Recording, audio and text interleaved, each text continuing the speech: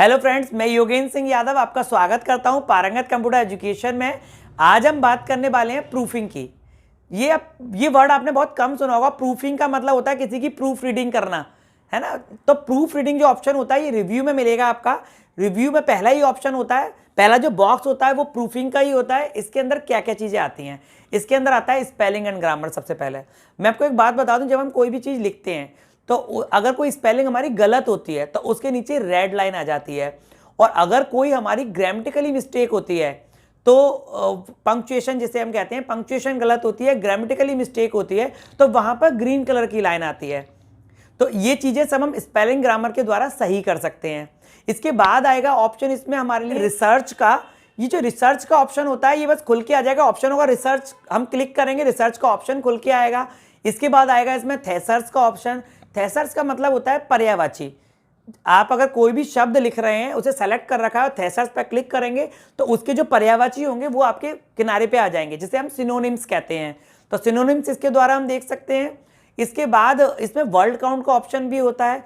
World count के option के द्वारा हमें ये मालूम पड़ेगा कि हमने इस पेज में कितने पेज काम लिखा है, उसमें कितने पैराग्राफ हैं, कितनी लाइनें हैं, कितनी लाइनें विद स्पेस हैं, विदाउट स्पेस कितनी लाइन है, ये सारा काम होगा। इसके अलावा अगर हम चाहते हैं किसी लाइन को रशियन में चेंज करना या फ्रेंच में चेंज करना तो वो भी हम कर सकते हैं। हम लिखेंगे हिंदी में या इंग्लिश में और वो उसका रशियन प्रोनाउंसिएशन बताएगा। ये चीज़ होगी ट्रांसलेशन के द्वारा। तो ये सारी चीज़ें आपको आज प्रूफिंग ऑप्शन में मिलेंगी।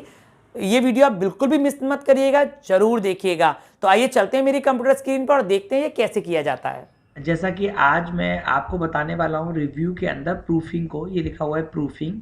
ये जो पूरा ऑप्शन है ये प्रूफिंग के अंदर आता है। इसमें हम स्पेलिंग एंड ग्रामर, रिसर्च, थेसर्स और ये वर्ड काउंट को बताएंगे। ये जो स्पेलिंग एंड ग्रामर है, सबसे पहले हम इसकी बात करते हैं। हम कुछ भी टैक्स लिखते हैं, मान लीजिए मैं यहाँ पे कोई टैक्स लिख रहा हूँ। आप देख रहे होंगे जब मैं कोई टैक्स लिख रहा हूँ तो उसके नीचे रेड कलर की लाइनें आ रही हैं।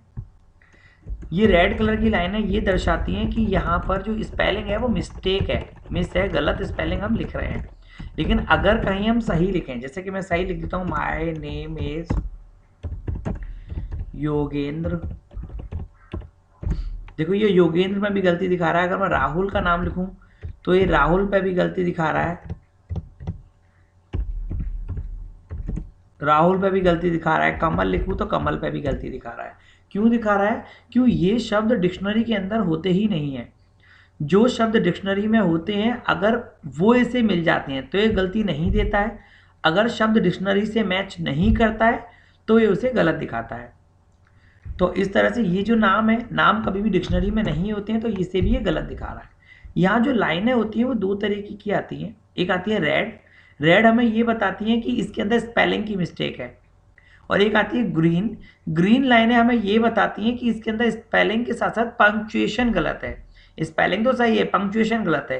ये पंक्चुएशन क्या होती है? जैसे हमने इज की जगह आर लगा दिया या बड़े अक्षर की जगह छोटा अक्षर लिख दिया, कॉमा लगा के स्पेस नहीं दिया, तो इस प्रकार की जो एरर होती है वो पंक्चुएशन के अंदर आती है, जो ये हमें बताता है ग्रीन लाइनों से।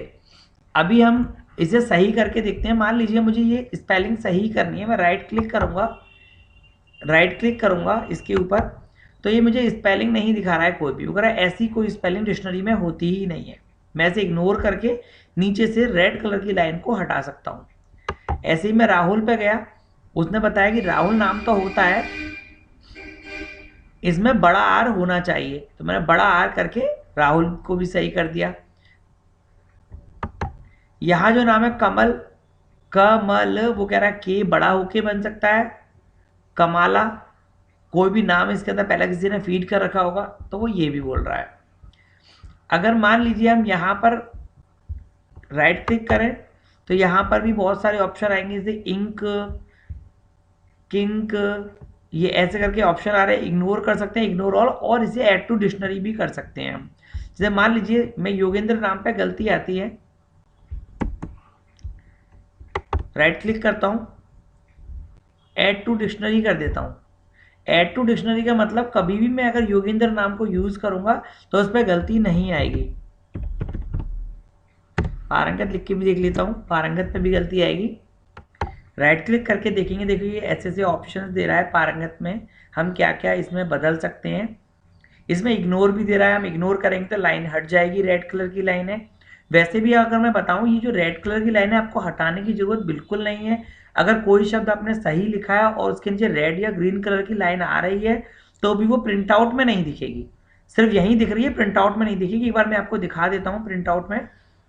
आप देखिए प्रिंट आउट में कोई भी गलती नहीं दिख रही है। थोड़ा जूम कर लेते हैं इसे, ये देखिए प्रिंट आउट में कोई गलती नहीं दिखेगी, प्रिंट आउट में कोई भी रेड या ग्रीन कलर की लाइन आपको दिखाई नहीं देने वाली है।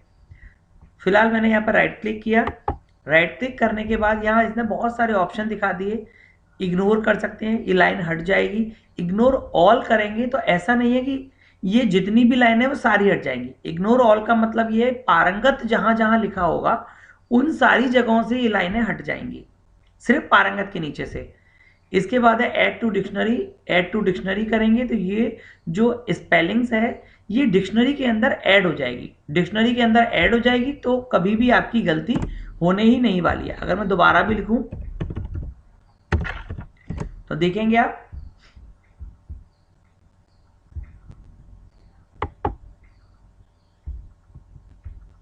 डिलीट। अब देखिए अब जो लाइन आई है वो ग्रीन कलर की आई है, वो स्पेलिंग गलत नहीं बता रहा है, वो बता रहा है, देखिए राइट क्लिक करके मैं आपको दिख रहा हूं डिलीट रिपीटेड वर्ड, तो वो ग्रीन कलर की लाइन आई है। इसे हम पंक्चुएशन की गलती कहते हैं, मतलब रिपीट वर्ड हो गया इसलिए इसे डिलीट कर दीजिए, वो ये गलती दिखा रहा है। अंततः स्पेलिंग की गलती कोई नहीं होगी। मैं कुछ भी लिखूं, लिखने के बाद मैं लिख देता हूं पारंगत,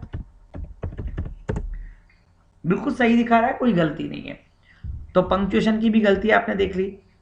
अभी हम यहां से क्या करते हैं, शुरू में अपना कर्सर रखेंगे बिल्कुल शुरुआत में और हम स्पेलिंग ग्रामर पे क्लिक करेंगे तो ये सारी की सारी गलतियों को आपको बताएगा। देखते हैं अब ये पहला दे रहा है KN पे गलती दे रहा है, ये यहाँ भी दिखा रहा है KNOW नो, न्यू, नी, नाइट, ये बता रहा है कि ऐसी ऐसी चीज़ें, सजेशन दे रहा है हमें कि डिक्शनरी में ऐसे ऐसे शब्द हैं, आप शायद इनमें से कोई लिखना चाहते थे और आप गलत लिख गए हो। तो अगर आपको लगता है इनमें से कोई लिखना है तो क्लिक करिए और चेंज कर दीजिए। इसी प्रकार से आप जो स्पेलिंग चाहें वो चेंज कर सकते हैं और जो स्पेलिंग आपको बिल्कुल समझ में नहीं आती आप उसे इग्नोर ऑल कर सकते हैं। इग्नोर, अब देखिए इस स्पेलिंग के लिए कोई सजेशन नहीं है, सिर्फ इग्नोर ही करना है पड़ेगा हमें तो हम इग्नोर कर सकते हैं और चेंज कर सकते हैं स्पेलिंग्स को। लेकिन कहीं अगर कोई स्पेलिंग ऐसी आ गई आपको लगता है भाई ये स्पेलिंग तो बिल्कुल सही है तो उसे ऐड टू डिक्शनरी कर सकते हैं यहीं पर। अगर आपने ऐसा काम गलत किया है तो आप इसे अंडू करके वापस भी ला सकते हैं। तो इस प्रकार से कुछ ऑप्शन दिए हुए हैं। यहीं पर ऑप्शन दिया होता है ऑटो करेक्ट का। ऑटो करेक्ट मतलब अपने आप उसमें से कौन सी स्पेलिंग सबसे ज़्यादा सही लग रही है वो इस स्पेलिंग को यहाँ पर सही कर देता है। ऑटो करेक्ट में जो सबसे ज़्यादा सही लग रही है उसे वो सही कर देता है। तो इस प्रकार से हम ये ऑप्शंस क्लिक करके इन कामों को हम कर सकते हैं। यह बहुत सारी चीज़ और दी हुई है सेटिंग में। Ignore word in upper case, ये अपर केस के वर्ड को इग्नोर कर रहा है, मतलब अगर हमने कैपिटल लेटर्स में लिखा है तो ये गलती नहीं बताएगा, तो ये सब काम सिर्फ स्मॉल लेटर पे होगा। अगर इसे हटा देंगे तो ये अपर केस पे भी गलती बताएगा। इग्नोर वर्ड कंटेन नंबर, ये सब इसके ऑप्शन है, आप इसे पढ़ लीजिएगा। जो जो लिखा हुआ है उस पर आप क्लिक करेंगे तो वो काम होगा, अन्यथा वो काम नहीं होगा। आप इसे वैसे चेंज ना करिएगा क्योंकि सारी सेटिंग्स है, आपके करने से और गड़बड़ हो जाएगी, तो इसको आप छोड़ दीजिएगा। अभी इसे मैं डिटेलिंग क्लासेस में बता दूंगा आपको, अभी आप सिर्फ इतना करिएगा। चलिए इसे हम क्लोज करते हैं। यह सारी स्पेलिंग्स अगर हमारी चेक हो जाएंगी, देखते हैं तो फिर ये क्या देगा, the spelling and grammar check is completed. Spelling grammar की चेक जो है कंप्लीट हो गई है। अभी ऑप्शन आया रिसर्च का, बस हम क्लिक करेंगे, रिसर्च का एक ऑप्शन खुल के आ जाएगा हमारे बगल में और कोई भी काम नहीं है इसका। अगर हम किसी चीज़ का थेसर्स देखना चाहते हैं, जैसे मान लो मैं नाइट का थेसर्स देखना चाहता हूँ, NIGHT नाइट, मैं इसका थेसर्स देखना चाहता हूँ, बस मैंने यहाँ क्लिक कर रखा है, थेसर्स पे क्लिक करो, देखिए नाइट के सिनोनिम्स आपके सामने आ गए हैं। It means thesaurus, nightly, nightly, evening, सही है। और ये डार्क, डार्कनेस, ये नाउन है इसके, night time, night fall, dust, तो इस प्रकार के ये इसके सिनोनिम्स जो है आपके सामने आ जाएंगे। अगर कोई सिनोनिम डायरेक्ट आपको देखना है, आप यहाँ लिख के भी देख सकते हैं। जैसे मैंने लव का सिनोनिम देखना चाहता हूं मैं, तो लव के darling, dear, dearest, sweetheart, honey, ये सब इसके लव के सिनोनिम्स हैं हमारे। इसके बाद आया है वर्ड काउंट। हम बस वर्ड काउंट पे क्लिक करेंगे और ये हमें बताएगा कि हमने कितने पेज लिखे हुए हैं, कितने वर्ड्स लिखे हुए हैं, कितने करेक्टर लिखे हुए हैं। नो स्पेस, मतलब स्पेस काउंट नहीं हो रहा है, बिगर स्पेस के हमने कितने करेक्टर लिखे हैं 156, करेक्टर विद स्पेस 203 है, 203 है। पैराग्राफ हमने 1 लिखा है, लाइनें हमने 2 लिखी हुई हैं। अगर हम 2 के बजाय लाइनें बढ़ा लें मान लीजिए, तो हम जितना लिखेंगे वर्ड काउंट में उतना ही हमें बताएगा। 6 लाइनें हो गई हैं, पैराग्राफ 5 हो गए हैं, इतने शब्द हो गए हैं। तो ये सब चीजें आ रही हैं। एक चीज और है, अगर आपने कोई चीज सेलेक्ट कर रखी है, सिर्फ उस सेलेक्ट जगह के बारे में बताता है ये।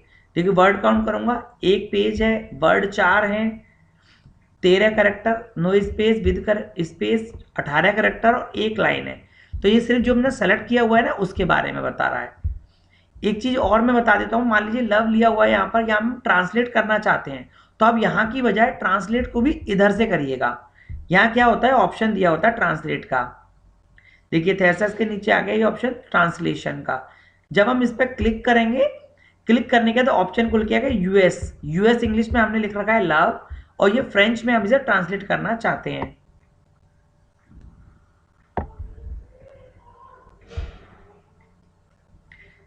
ये हमने ट्रांसलेट कर दिया। बी इन लव, एंटर अमोरॉक्स। अमोरॉक्स बोलते हैं लव को। ये विच लैंग्वेज, मैं आपको बता देता हूं किस लैंग्वेज में है ये, फ्रेंच में। फॉल इन लव, टॉम्बर, अमोरॉक्स।